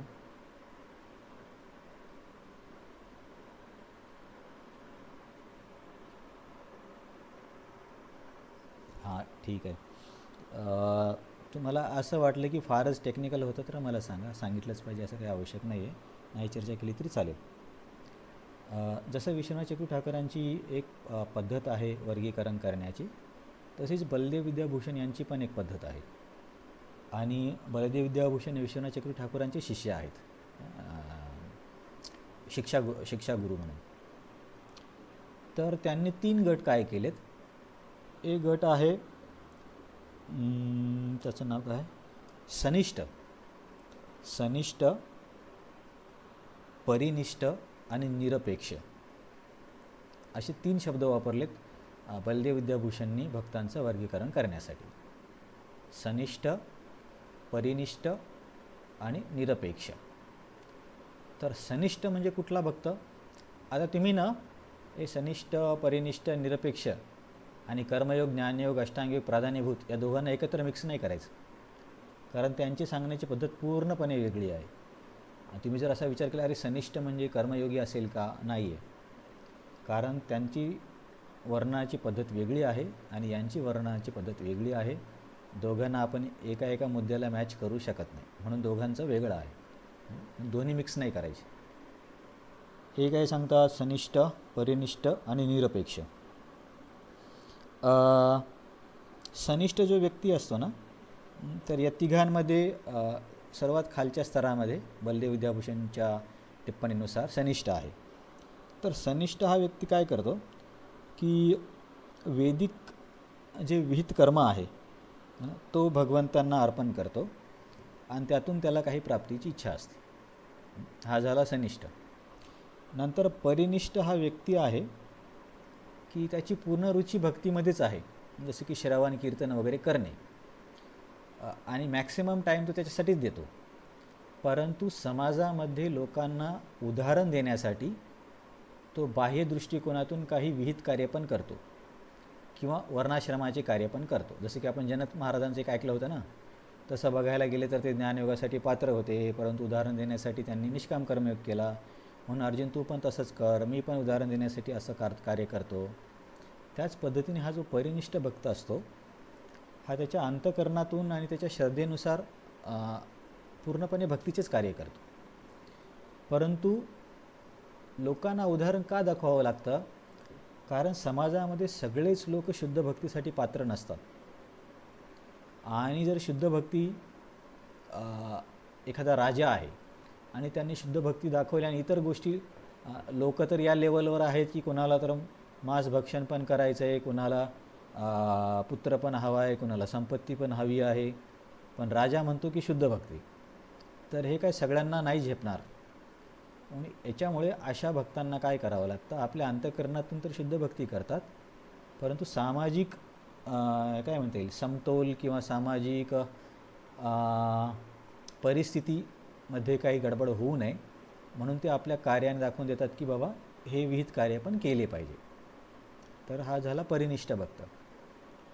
आणि निरपेक्ष भक्त म्हणजे असा की तो आता समाजाला उदाहरण वगैरे देणे याच्यामध्ये पडत नाही, तो फक्त आणि फक्त शुद्ध भक्ती करतो, तो झाला निरपेक्ष. असे 3 प्रकारच्या भक्तांचं वर्णन बलदेव विद्याभूषण यांनी केले.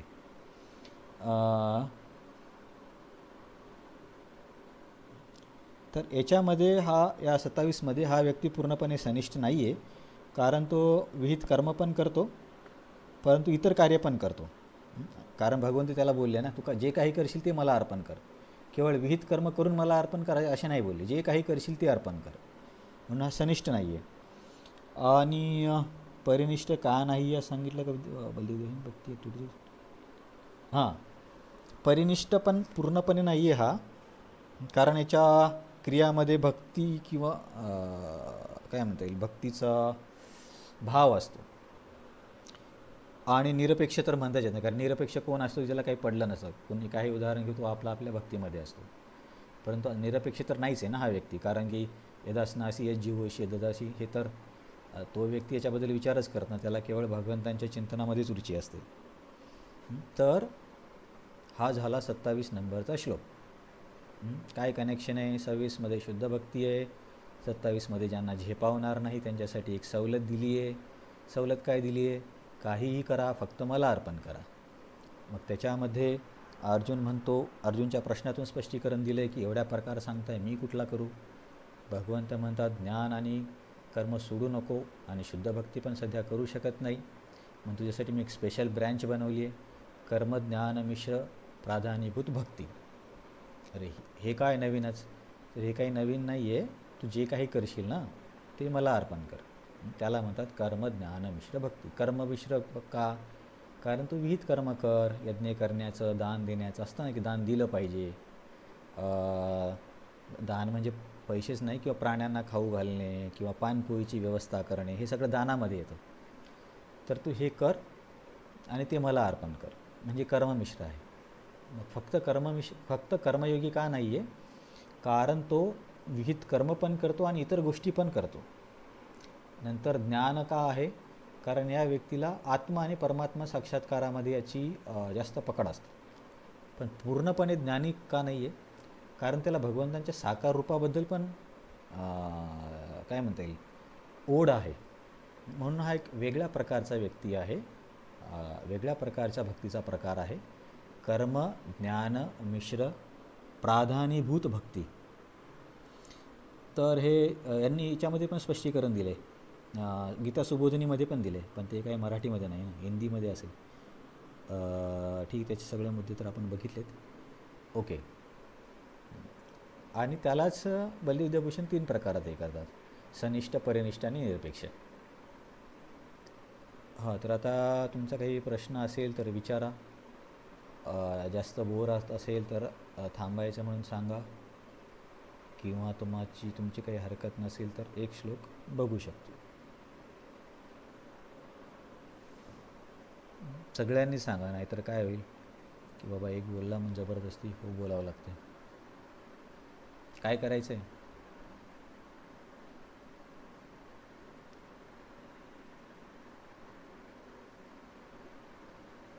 हरी बोल. हां, ओके, ठीक आहे, चालेल. तर हा 28 नंबरचा श्लोक आहे. तर याचा संबंध काय ते नंतर बघूया, आधी आपण याला गाऊया. शुभाशुभ फले एवं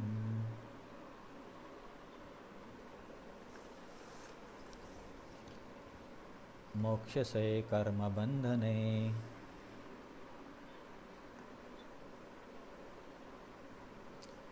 संन्यासयोगयुक्तात्मा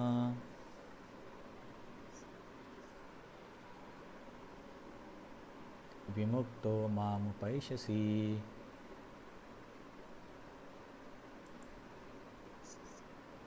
हां, तर याचं संबंध काय मागच्या श्लोकासोबत? 26 आणि 27मध्ये सांगितलं होतं की 26 करणं शक्य नसेल तर 27मध्ये एक सवलत आहे. आणि 27 आणि 28मध्ये काय संबंध आहे की जर एखाद्या व्यक्तीने 27नुसार भक्ती केली किंवा कार्य केलं तर त्याला काय मिळतं, त्याचं वर्णन या 1 मिनिट आहे. हां, तर याचं वर्णन आहे या श्लोकामध्ये, 28 नंबरच्या श्लोकामध्ये. ज्यांनी 27 नुसार भक्ती केली त्यांना काय मिळणार? तर त्यांना काय मिळणार?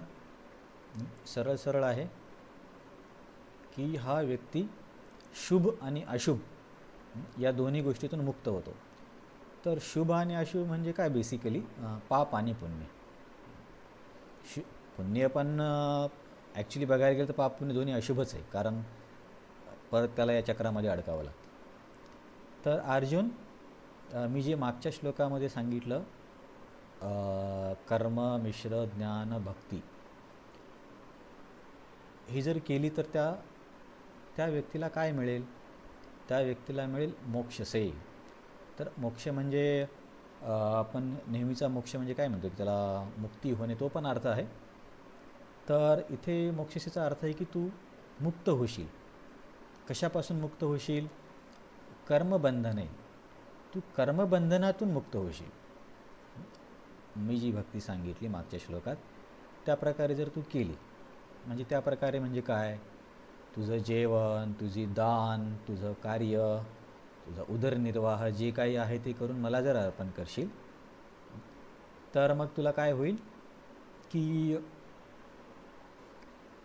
तू मोक्ष म्हणजे तू काय म्हणशील, सुटशील. कशातून सुटशील? कर्माच्या बंधनातून सुटशील.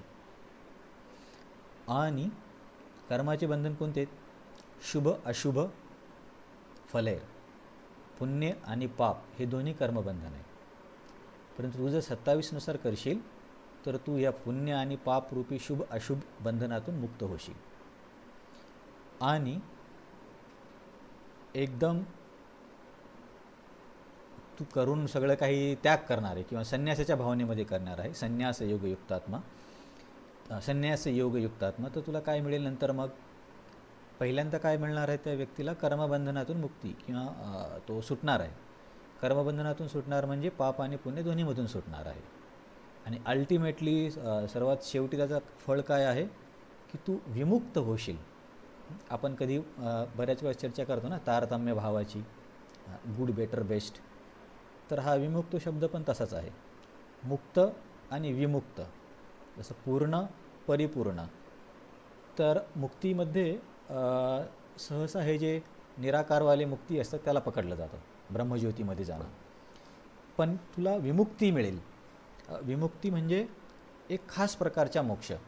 जर तुम्हाला दामोदर लीलेमध्ये एक श्लोक, आपण व्यवहारामध्ये 4 जे श्लोक एकदम डिटेलमध्ये चर्चा केली होती, त्याच्यामध्ये एका श्लोकामध्ये हा शब्द येतो, न श्रीर अपि अंग संश्रया प्रसादम लेभिरे गोपी यत्तत् प्राप्य विमुक्तिदात.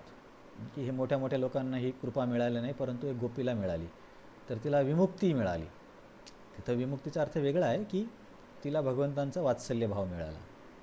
इथे मुक्तीचा अर्थ काय आहे की तुला केवळ निराकार मुक्ती नाही मिळणार, तुला त्याच्यापेक्षा वरची मुक्ती मिळेल. वरची मुक्ती म्हणजे काय? या व्यक्तीला भगवंताच्या धामाची प्राप्ती होईल आणि तो भगवंतांची वैयक्तिकरित्या सेवा करू शकेल.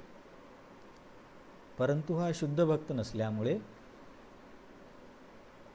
उच्च रसाची त्याला प्राप्ती नाही होणार. तो सालोक्य वगैरे त्या धामामध्ये जाणे इथपर्यंत जाईल. पूर्णपणे शुद्ध नसल्यामुळे वात्सल्य भाव किंवा माधुर्य भाव हा विकसित नाही करू शकणार. तर 27 नुसार वर्तन करशील तर पाप पुण्यरूपी कर्मबंधनातून मुक्त होशील आणि अशा पद्धतीने तुला शेवटी विमुक्ती, जी मुक्तीपेक्षा श्रेष्ठ आहे, ते मिळेल. ते काय आहे? तर ते माझ्या धामाची प्राप्ती. हां, तर आचार्यांनी काही सांगितलं आहे का?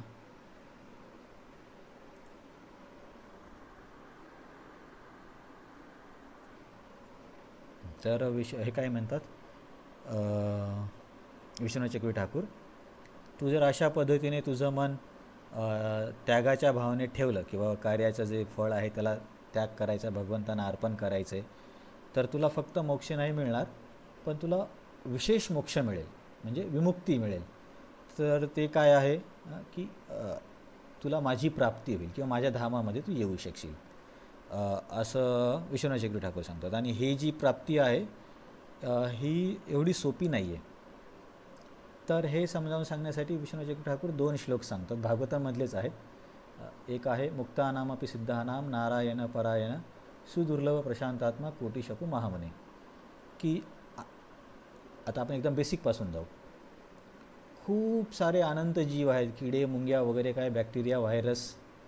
तर याच्यामध्ये मनुष्यांची संख्या खूप कमी आहे. मनुष्यांच्या संख्येमध्ये नास्तिक आणि आस्तिक असे 2 ग्रुप होतात. आस्तिकमध्ये परत सनातन धर्माचा एक छोटासा ग्रुप. सनातन धर्मामध्ये परत 99% लोकांना पद प्रतिष्ठा नाव लौकिक आणि स्वर्ग पाहिजे असतं. त्याच्यानंतर 1% उरतो. तर हे 1% पण हे लोकांचा प्रयत्न काय असतो की मोक्ष प्राप्त करणे, किंवा आपण निराकार मोक्ष म्हणू शकतो. तर या श्लोकामध्ये भागवतमच्या या श्लोकात सांगितले मुक्तानामपि सिद्धानाम नारायण परायण, अशा मुक्त झालेल्या अनेक लोकांपैकी, मुक्त होणे ही काही छोटी गोष्ट नाही आहे, खूप दुर्मिळ गोष्ट आहे एखादा जीव इथून मुक्त होणे. तर अशा अनेक मुक्त झालेल्या जीवापैकी नारायण परायण असलेला भक्त शोधणं खूप कठीण आहे.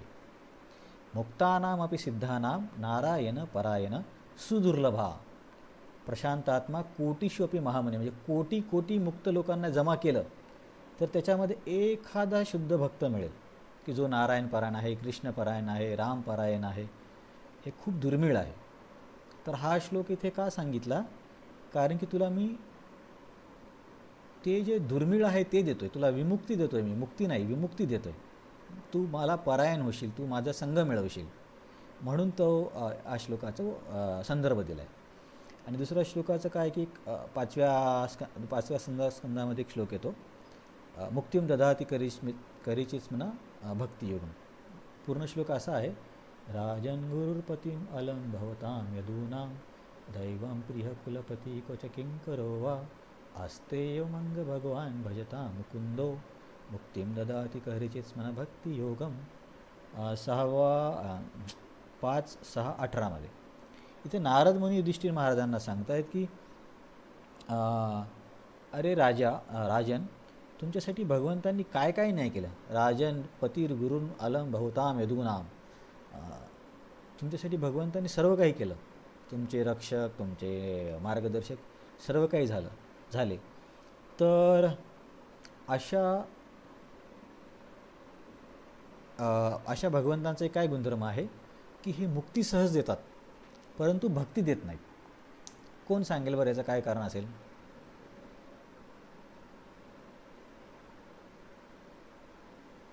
भगवंत मुक्ती देऊन टाकतात परंतु भक्ती देत नाहीत म्हणजे लगेच देत नाहीत.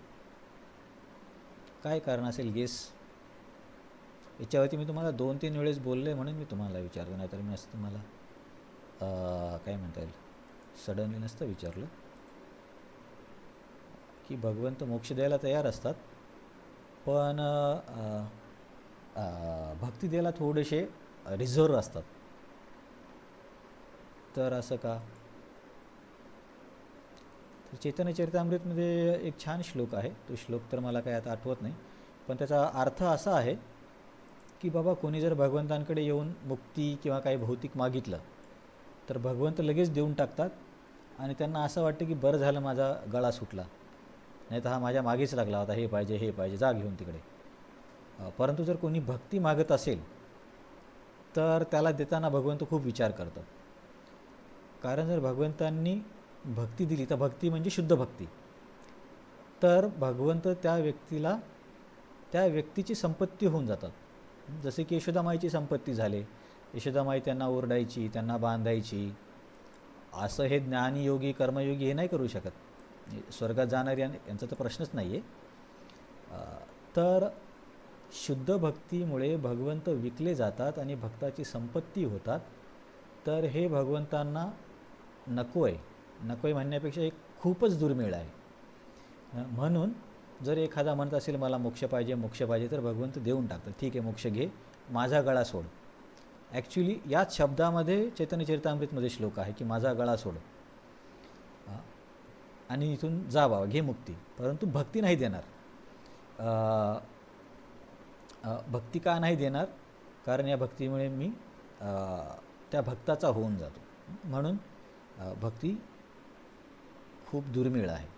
तर इथे हे 2 श्लोक का आचार्यांनी सांगितलेत की अशा प्रकारे जर तू भक्ती करशील जी 27मध्ये सांगितली आहे, तर तुला विमुक्ती मिळेल. विमुक्ती म्हणजे खास प्रकारची मुक्ती. खास प्रकारची मुक्ती म्हणजे भगवंतांचा संग, त्यांच्या धामाची प्राप्ती. मग भगवंतांचा संग किंवा त्यांच्या धामाची प्राप्ती किती दुर्मिळ आहे हे समजावून सांगण्यासाठी विश्वनाथ चक्रवर्ती ठाकूरांनी हे 2 श्लोक सांगितले. मुक्तानाम अपि सिद्धानाम. कोटीमुक्त लोकांमध्ये एखादा असतो जो भगवंताची अशा प्रकारे सेवा करू शकतो.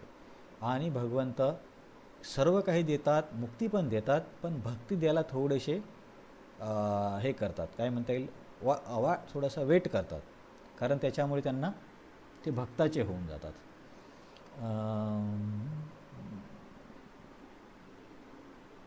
ठीक आहे, हे झालं विश्वनाथ चक्रवर्ती ठाकूरांचे.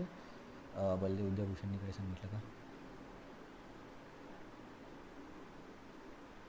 हा सेम आहे, दोघांचा पण सेमच आहे की खास प्रकारचे मुक्ती मिळेल.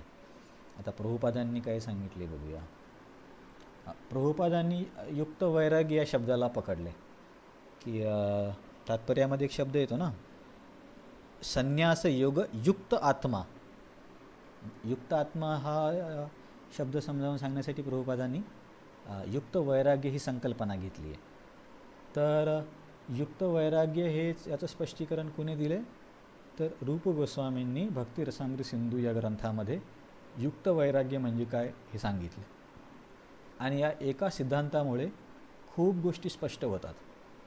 जसं की कधीकधी काय असतं की असे संन्यासी असतात, ते म्हणतात की मी पैशाला हात नाही लावणार, पैसे माया आहे, किंवा मी संपत्तीला हात नाही लावणार, संपत्ती माया आहे. तर हे त्या लोकांचं वैराग्य असतं, परंतु हे परिपूर्ण वैराग्य नाही. आणि काही लोक असे असतात की जे धर्माच्या नावाखाली खूप फंड जमा करतात किंवा भरपूर संपत्ती जमा करतात, फीज घेतात. यांचं तर बिलकुलच वैराग्य नाही, यांचा तर व्यवसाय झाला आहे. परंतु या दोन्हीपेक्षा एक वैराग्याचा श्रेष्ठ प्रकार आहे, त्या वैराग्याला म्हणतात युक्त वैराग्य. तर हे रूप गोस्वामींनी भक्तिरसामृत सिंधूमध्ये सांगितलं आहे. आणि पान नंबर 353मध्ये हा श्लोक पण दिला आहे प्रभुपादांनी. तर युक्त वैराग्य म्हणजे बेसिकली काय आहे की व्यक्ती त्या वस्तूला, पदार्थाला अनासक्त असतो, परंतु भगवंतांच्या सेवेमध्ये जर त्या वस्तूचा उपयोग होत असेल तर तो अनासक्त भावनेने त्या गोष्टीला भगवंताच्या सेवेमध्ये वापरतो. याला म्हणायचं युक्त वैराग्य. जसं की एक उदाहरण घेऊया आपण फोनचं, की फोन मला आवडतो, आयफोन मला आवडतो किंवा सॅमसंगचं हे मॉडेल मला आवडतं म्हणून मी घेतो, त्याच्यामध्ये थोडेसे गाणे पण ऐकणार आणि अधूनमधून कधी लेक्चर पण ऐकणार. तर हा युक्त वैराग्य नाही आहे, ही माया आहे. कारण नाव तर भक्तीचं होते, पण सगळं काही इंद्रिय तृप्तीच केली जाते. आणि मग व्यक्ती आसक्त आहे की नाही कसं ओळखायचं? जर त्याच्याकडून तुम्ही फोन काढून घेतला, त्याने, तुम्ही म्हणजे त्याच्या आईवडिलांनी किंवा जे कोणी असतील, तर त्याची काय रिॲक्शन असते? जर तो वैराग्याच्या भावनामध्ये केवळ उपयोग म्हणून फोनचा वापर करत असेल तर तो म्हणेल ठीक आहे, घ्या तुम्ही, मला असं काही याची एवढी हे नाही आहे, मी दुसऱ्या पद्धतीने वाचन वगैरे करेल. परंतु एखादा व्यक्ती जर आसक्त असेल तर तो लगेच ओरडायला सुरुवात करेल की माझा फोन तुम्ही कसं काय घेऊ शकता. आजकाल तर छोट्या छोट्या मुलांना पण विदाऊट फोनचं जेवण करता येत नाही. तर हा युक्त वैराग्य आणि आसक्तीमधला फरक आहे. तर 3 प्रकारचे लोक, एक फोनला घेतल्या त्याच्याकडनं वापस घेतल्यावर लगेच ओरडायला लागतो, तो आसक्त व्यक्ती आहे. दुसरा एक असा व्यक्ती आहे की जो म्हणतो मी फोनला स्पर्शच करणार नाही, फोन ही माया आहे, त्याचं फल्गू वैराग्य, फल्गू म्हणजे मिथ्या वैराग्य. आणि तिसरा एक असा व्यक्ती आहे की तो फोनला आसक्त नाही आहे, परंतु त्या फोनमुळे त्याला लेक्चर ऐकायला मिळतात किंवा ग्रंथांचं वाचन करायला मिळतं किंवा भक्तांना काही मेसेज देण्यासाठी त्याची फायदा होतो, म्हणून जर तो फोन वापरत असेल तर त्या प्रकारच्या वैराग्याला म्हणतात युक्त वैराग्य. तुम्ही कदाचित इस्कॉनमध्ये हा शब्द ऐकला असेल, युक्त वैराग्य, युक्त वैराग्य. आपण पण काय करतो की युक्त वैराग्याच्या नावाखाली काही पण चालवून ठेवतो. समजा काय म्हणते कोणी, हा फोनचाच, महागडा फोन घ्यायचा आणि कोणी बोललं तर म्हणायचं युक्त वैराग्य. तर ॲक्च्युली युक्त वैराग्य असं नाही आहे. चैतन्य चरण प्रभू म्हणतात, युक्त वैराग्य असण्यासाठी तुम्हाला आधी वैराग्य असलं पाहिजे. तुम्हाला फोनची आसक्ती आहे, मग तुमच्या वैराग्याला युक्त वैराग्य कसं म्हणणार? तर हा जो या तात्पर्यामध्ये प्रभुपादांनी संन्यासयोग युक्तात्मा या शब्दाच्या स्पष्टीकरणामध्ये युक्त वैराग्याचं ही संकल्पना समजावून सांगितली. आणि फल्गु वैराग्य कसं आहे? प्रापंचिकतया बुद्ध्या हरिसंबंधीना वस्तूना प्रापंचिकया बुद्ध्या हरिसंबंधीना वस्तूना मुमुक्षु परित्यागो वैराग्यम फल्गु कथ्यते. फल्गु वैराग्य म्हणजे काय? की सगळ्या वस्तीला तो प्रापंचिक समजतो. फोन आहे, पैसे, सगळं काही प्रापंचिक आहे, त्याला हातच लावत नाही आणि म्हणतो मी वैरागी आहे. तर हे झालं फल्गु वैराग्य. दुसरं झालं आसक्त. तर याचे तुम्हाला एक उदाहरण मी तुम्हाला बऱ्याच वेळा सांगितलं आहे की एकदा एका प्रभुपाद होते तेव्हा एका स्वामीचा फोटो आला होता की त्याच्यासमोर खूप सारे पैसे ठेवलेत, म्हणजे अक्षरशः बंडल वगैरे, आणि तो दोन्ही हाताने दाखवतो की मला हे नको आहे, ही माया आहे. आणि मग जेव्हा शिष्याने येऊन प्रभुपादांना म्हटलं की प्रभुपाद हे स्वामी असे आहेत, तर प्रभुपाद बोलले की ते सगळे पैसे माझ्याकडे घेऊन या, मी त्या सगळ्या पैशांना आलिंगन देईल आणि तुम्ही माझा फोटो काढा. तर प्रभुपादांचा अर्थ काय होता की ते पैशाकडे माया म्हणून बघतायत, परंतु त्यांना हा भाव नाही आहे की ह्या पैशाच्या सहाय्याने मंदिर तयार करता येईल, ग्रंथाची छपाई करता येईल किंवा प्रचार करता येईल. हा स्तर त्यांच्याकडे नाही आहे. म्हणून ते जरी वैराग्य असलं तरी ते फल्गु वैराग्य आहे.